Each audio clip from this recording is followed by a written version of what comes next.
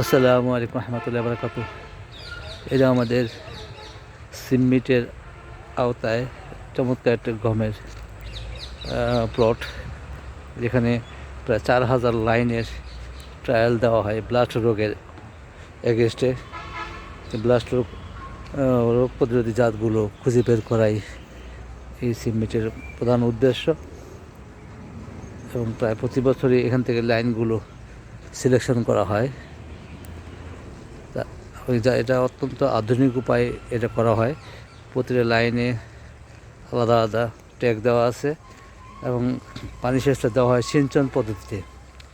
প্রতিটা লাইনের গোড়ায় গোড়ায় পাইপ দেওয়া আছে এবং নির্দিষ্ট সময় পর পর 15 মিনিট পর পর এই 10 সেকেন্ড বা 15 সেকেন্ড করে অটোমেটিক কুয়াশা আকারে সেচ দেওয়া হয়।